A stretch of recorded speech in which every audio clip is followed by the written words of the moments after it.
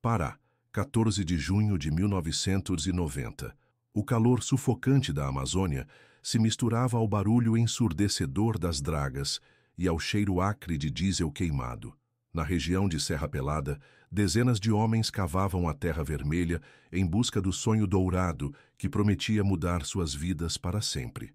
Entre eles, suado e determinado, estava Antônio Nogueira.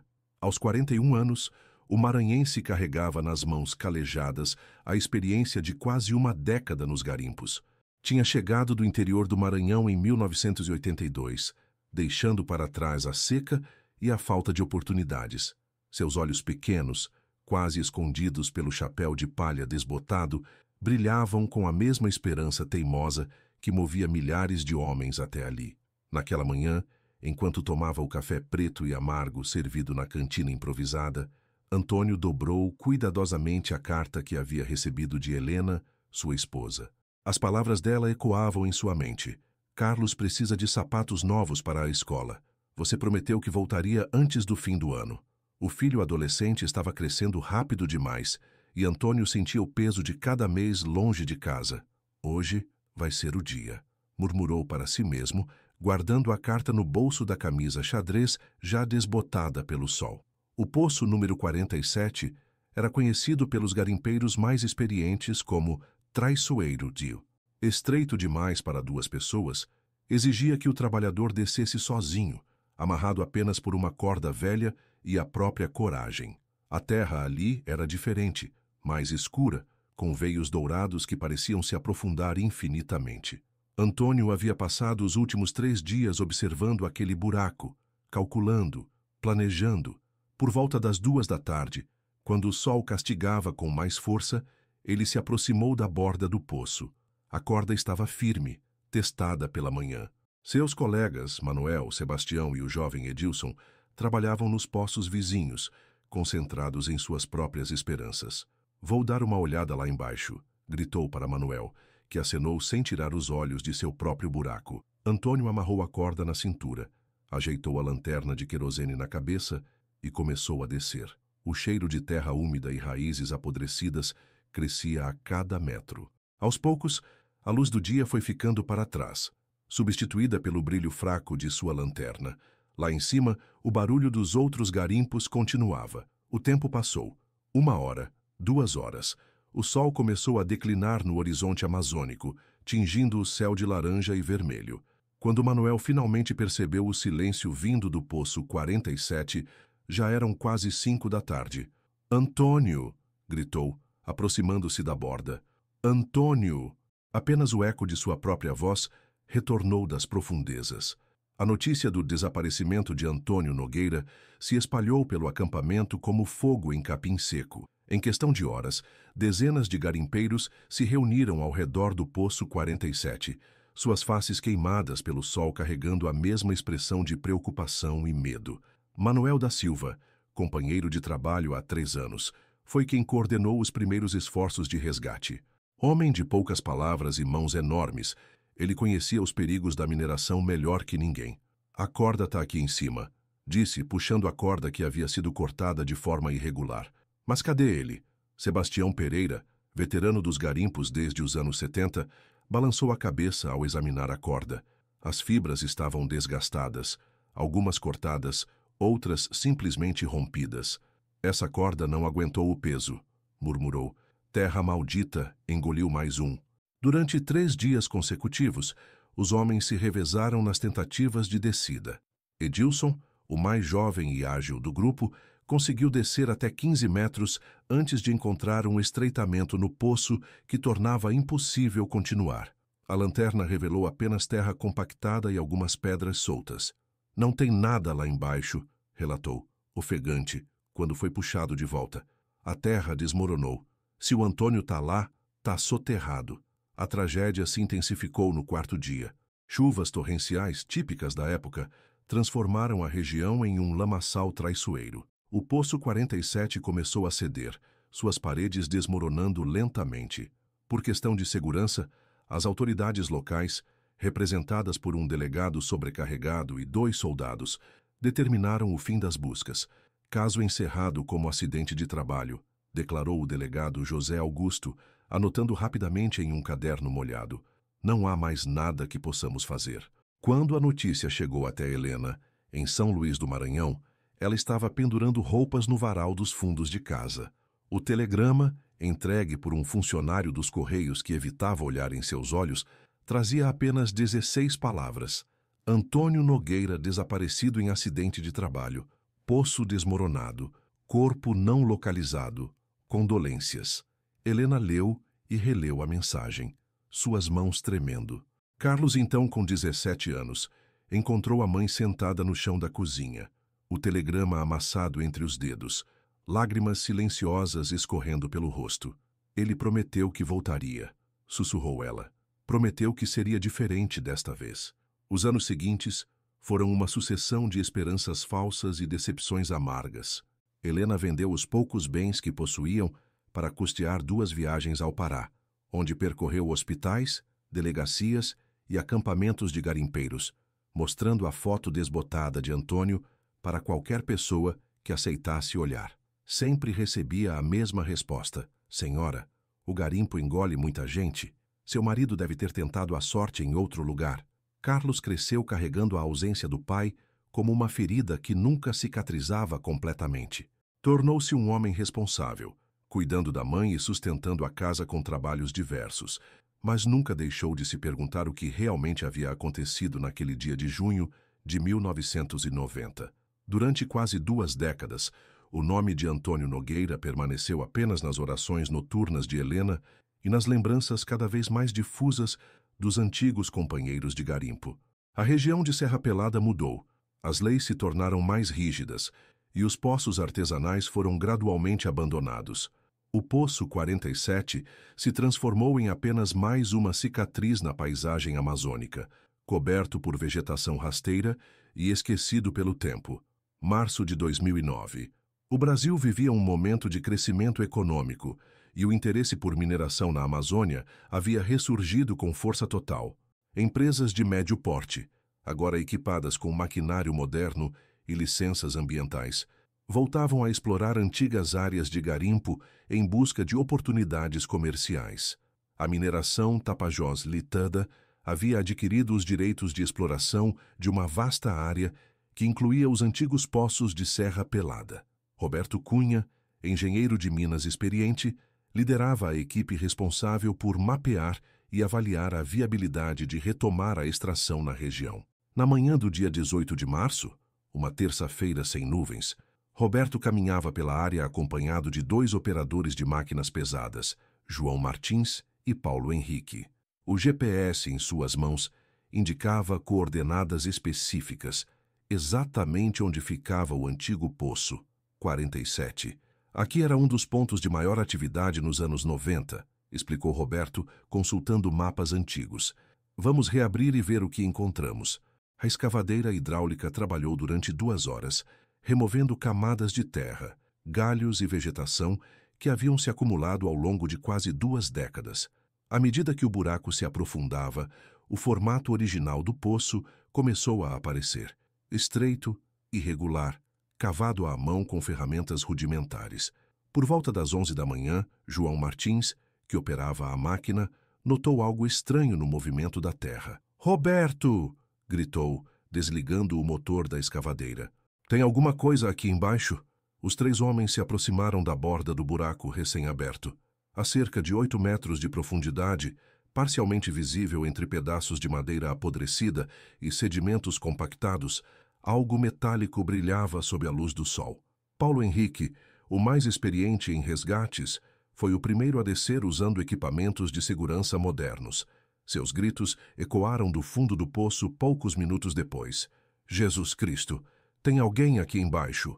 O que Paulo encontrou o acompanharia para o resto da vida.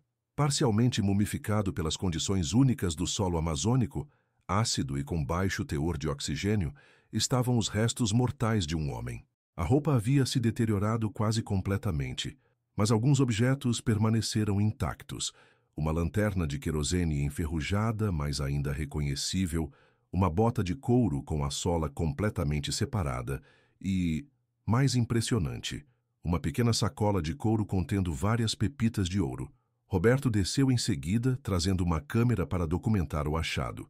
As fotos que tirou naquele dia se tornariam peças fundamentais de um quebra-cabeças que estava finalmente sendo montado. Precisa chamar a polícia, disse Roberto, com a voz embargada. E o Instituto Médico Legal. Esse homem esteve aqui por muito tempo. Ao lado dos restos mortais, meio soterrada na lama endurecida, Paulo encontrou algo que fez seu coração disparar.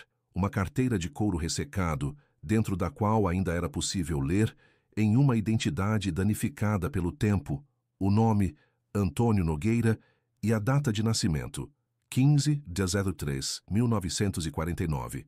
A notícia se espalhou rapidamente pela região. Antônio Nogueira, o garimpeiro desaparecido em 1990, havia finalmente sido encontrado.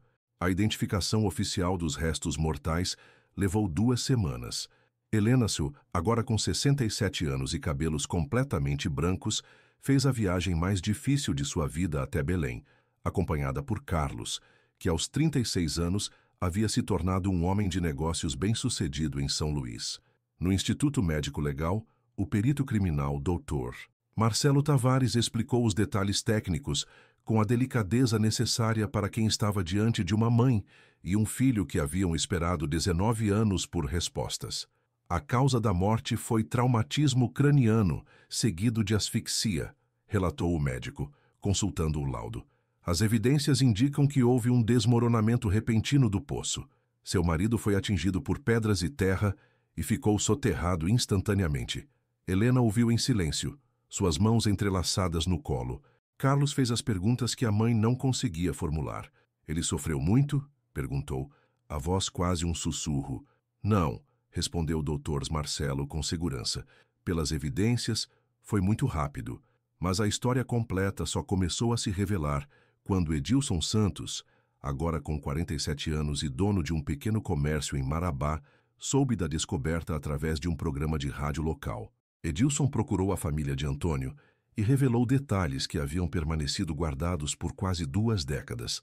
Em seu pequeno armazém, sentado diante de Helena e Carlos, ele finalmente quebrou o silêncio que carregava há tanto tempo. Eu vi quando aconteceu, confessou, suas mãos tremendo ao segurar uma xícara de café. Não foi bem como a gente contou na época. Helena se inclinou para a frente, o coração acelerado. Antônio tinha achado algo lá embaixo, continuou Edilson. Ele subiu uma vez no meio da tarde, todo animado, dizendo que tinha encontrado uma aveia rica, mostrou pra gente algumas pepitas pequenas e disse que ia voltar para pegar o resto. Carlos interrompeu. Então por que vocês não contaram isso pro delegado? Edilson baixou os olhos envergonhado. Porque a gente tinha medo. O Manuel disse que se a gente falasse do ouro, iam pensar que a gente matou o Antônio para roubar dele. Naqueles tempos, garimpeiro morria por muito menos que isso. A revelação mais dolorosa veio em seguida, quando a corda se rompeu e a gente ouviu o barulho do desmoronamento lá embaixo. O Manuel desceu até onde conseguiu. Ele ouviu o Antônio gemendo, pedindo socorro, mas o buraco estava muito estreito e tinha pedra demais. A gente tentou cavar com as próprias mãos, mas era impossível. Helena fechou os olhos, lágrimas escorrendo silenciosamente. O Antônio ficou vivo lá embaixo por algumas horas, sussurrou Edilson. A gente ouvia a voz dele ficando mais fraca. Quando parou de falar já era de madrugada. O silêncio que se seguiu foi quebrado apenas pelos soluços contidos de Helena. Por que vocês não disseram a verdade? Perguntou Carlos, a voz carregada de revolta e tristeza. Porque nos anos 90, garimpeiro não tinha direito a nada, respondeu Edilson. A gente tinha medo que iam culpar a gente. E depois que passou tanto tempo, parecia que já não adiantava mais nada. Quando a família finalmente conseguiu sepultar Antônio Nogueira em um cemitério de São Luís, em uma cerimônia simples, mas emocionante, Helena carregava consigo a pequena sacola de couro com as pepitas de ouro que ele havia encontrado no seu último dia de trabalho. Junho de 2010. 1 ano após o sepultamento. Helena estava sentada no quintal de casa, observando Carlos brincar com os próprios filhos, 2 meninos que não chegaram a conhecer o avô garimpeiro. O neto mais velho, Antônio Henrique, de 5 anos, havia recebido o nome em homenagem ao avô que nunca viu. Vovó, conta de novo a história do vovô Antônio, pediu o menino, sentando-se ao lado dela na cadeira de balanço. Helena sorriu. passando a mão no cabelo do neto.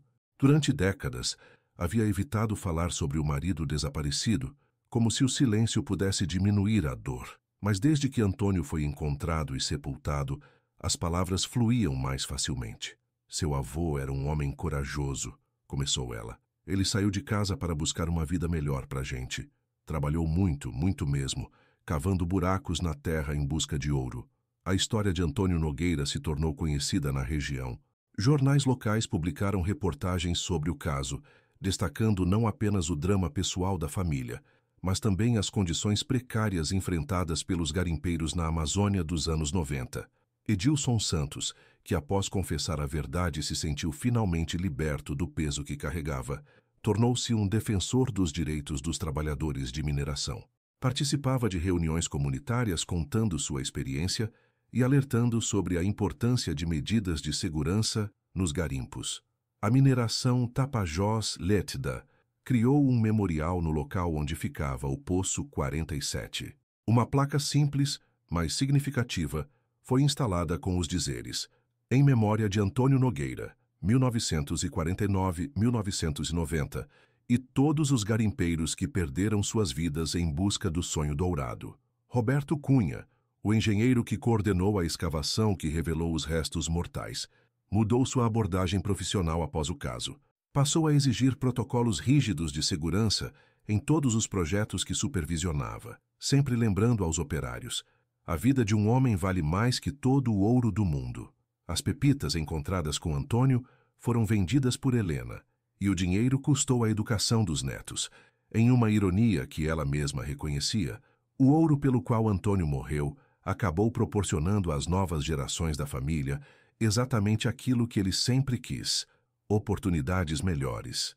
Carlos se tornou um empresário respeitado em São Luís, mas nunca esqueceu as origens humildes. Criou um fundo de apoio para famílias de trabalhadores acidentados, especialmente na região amazônica. Meu pai não morreu em vão, se conseguirmos evitar que outras famílias passem pelo que passamos, costumava dizer em entrevistas. Durante os primeiros anos após o sepultamento, Helena visitava o túmulo de Antônio todas as semanas. Levava flores simples, sempre margaridas, suas preferidas, e conversava com ele sobre os netos, sobre Carlos, sobre a vida que eles poderiam ter tido juntos. Com o passar do tempo, as visitas se tornaram mensais, depois esporádicas. Não porque a saudade diminuísse, mas porque Helena havia aprendido que Antônio não estava apenas ali, naquele pedaço de mármore frio. Ele estava presente toda vez que Carlos demonstrava a mesma determinação teimosa do pai, toda vez que os netos mostravam curiosidade sobre o mundo, toda vez que ela mesma encontrava forças para seguir em frente. 2015, 5 anos após o sepultamento. Helena, aos 73 anos, recebeu uma carta inesperada. Era de Manuel da Silva, o antigo companheiro de Antônio no garimpo. Manuel, agora aposentado e vivendo no interior do Pará, havia sabido da descoberta dos restos mortais através de parentes que moravam em Belém. Na carta, escrita com letra trêmula mas determinada, Manuel confessava que havia vivido todos aqueles anos com remorso. Ele descrevia os últimos momentos de Antônio com detalhes que Edilson não havia revelado, como tentaram freneticamente cavar para alcançá-lo, como organizaram turnos durante a madrugada para continuar tentando o resgate, como choraram de desespero quando perceberam que era tarde demais. Dona Helena, escrevia Manuel, seu marido morreu falando o nome da senhora e do Carlos. Ele disse que havia encontrado ouro suficiente para comprar uma casa boa para vocês. Até o final, mesmo com dor, ele estava pensando na família. Helena leu e releu a carta muitas vezes. Finalmente, as últimas peças do quebra-cabeças se encaixaram. Antônio não havia morrido apenas por acidente. Havia morrido fazendo exatamente aquilo que sempre fez, lutando por aqueles que amava. Presente, 2023. Antônio Henrique, agora com 18 anos, estava se preparando para entrar na universidade. Escolheu Engenharia de Minas, uma decisão que surpreendeu toda a família. Por que essa área? Perguntou Carlos, preocupado com as lembranças dolorosas que a profissão poderia trazer. Porque quero entender melhor como evitar que tragédias como a do vovô aconteçam de novo, respondeu o jovem. E porque ele me ensinou, mesmo sem estar aqui, que vale a pena lutar pelos nossos sonhos. Helena, observando o neto falar com a mesma paixão que via nos olhos de Antônio décadas atrás, compreendeu que algumas histórias não terminam com a morte. Elas se transformam, se renovam, encontram novas maneiras de continuar existindo. A história de Antônio Nogueira se tornou mais que uma tragédia pessoal. Tornou-se um símbolo da luta de milhares de homens e mulheres que, mesmo nas condições mais adversas, não desistem de buscar uma vida melhor para suas famílias. E cada vez que alguém conta essa história, seja em uma roda de conversa, seja em um documentário, seja em uma escola, Antônio Nogueira volta a viver.